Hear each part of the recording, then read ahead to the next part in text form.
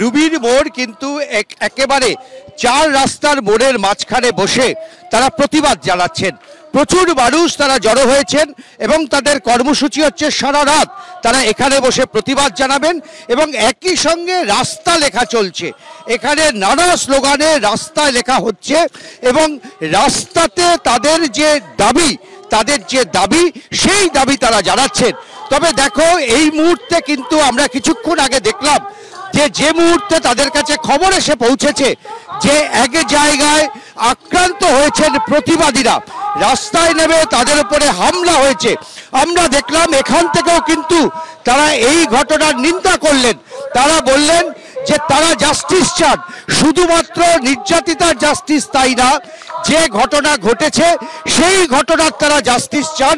তারা প্রতিবাদ জানাচ্ছেন এবং যারা উদ্যোক্তা তারা কিন্তু স্পষ্ট জানালেন যে এই ঘটনা তারা কোনোভাবেই তারা কিন্তু মেনে নেবেন না। আপনারা জানেন যে 115 নম্বর ওয়ার্ডে ওখানে আক্রান্ত হয়েছেন যারা এইভাবে রাস্তায় নেমে প্রতিবাদ জানাচ্ছিলেন। আপনারা কিছুক্ষণ আগে বললেন, কি বলবেন এই ধরনের ঘটনা? এটা অত্যন্ত নক্কারজনক ঘটনা, এটা সব জায়গায় চলছে এরকমভাবে।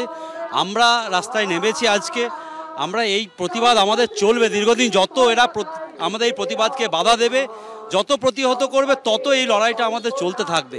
এটা কন্টিনিউয়াসলি আমাদের প্রসেস। এর আগেও আপনারা দেখেছেন যে না, আমরা এখান থেকে এই রুবির মোড় থেকে আমরা গড়িয়াহাটে গিয়ে আমাদের প্রতিবাদের স্বর ওখানে তুলে দিয়ে এসেছি। আজকে এই রুবির মোড়ে চলবে, এই সারা রাস্তা জুড়ে আমরা আমাদের প্রতিবাদের স্বর, প্রতিবাদের কথাগুলো লিখে দেবো। এই সমস্ত রাস্তা জুড়ে থাকবে আমাদের আমাদের এই চলবে। এই বাংলার অভয়া গ্রুপের তরফ থেকে আমরা এটা চালিয়ে যাবো, এই প্রসেসটা চলবে। দেখো, দেখতে পাচ্ছ যে প্রচুর মানুষ তারা জড়ো হয়েছেন, কেউ গান গাইছেন, কেউ বা এই ঘটনার তারা কিন্তু তীব্র প্রতিবাদ করছেন। কারণ যেভাবে মেরে মাথা ফাটিয়ে দেওয়া হয়েছে, যেভাবে তারা আক্রান্ত হয়েছেন, মহিলারা যেভাবে আক্রান্ত হয়েছেন, তার প্রতিবাদ তারা করছেন। 115 নম্বর ওয়ার্ডের যে ঘটনা, সেটাকে আপনি কি বলবেন? হ্যাঁ, টালিগঞ্জে 115 নম্বর ওয়ার্ডে যেটা ঘটেছে অত্যন্ত নক্কারজনক একটা ঘটনা। এরকম একটা প্রতিবাদ মিছিল হচ্ছিল, সভা হচ্ছিল, এরকম প্রতিবাদ সাংস্কৃতিক অনুষ্ঠান নিয়ে, সেখানে আক্রমণ করেছে কিন্তু দুষ্কৃতী। অবশ্যই শাসক দলের মদত আছে, না হলে এটা করতে পারে না বলে আমরা মনে করি না। আমরা ধিক্কার জানাচ্ছি এটাই।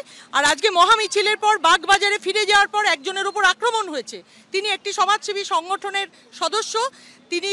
তিনি জানিয়েছেন যে তার উপরে ভয়ঙ্কর আক্রমণ হয়েছে। ওখানকার কাউন্সিলর এবং 12 জন মিলে তাকে রাস্তায় ফেলে পিটিয়েছে এবং আমাদের তিলোত্তমার সম্পর্কে অত্যন্ত অশ্রাব্য ভাষায় কথা বলেছেন। আমরা এগুলো প্রতিবাদ জানাচ্ছি, আমরা মানে ধিক্কার জানাই আমরা এগুলোকে। পুলিশ বলেছে এটা তাদের দায়িত্ব না। পুলিশের যদি দায়িত্ব না হয় শৃঙ্খলা রক্ষা করা, আজকে এই যে আমরা এখানে বসে কাজ করছি, পুলিশের কি দেখার দায়িত্ব শুধু দাঁড়িয়ে দাঁড়িয়ে দেখবে? যদি আজকে এরকম ঘটনা ঘটে, সাধারণ মানুষের উপর আক্রমণ হয়, ল অ্যান্ড অর্ডারের যদি এই অবস্থা, ল অ্যান্ড অর্ডারটা কে সামলাবে? কে দেখবে? কে দেখবে ল অ্যান্ড অর্ডার? আমরাই দেখবো কি? পুলিশ তাহলে আমাদের বলে দিক যে আপনারা বুঝে নিন, তাহলে আমরা বুঝবো। দায়িত্বটা তো পুলিশের।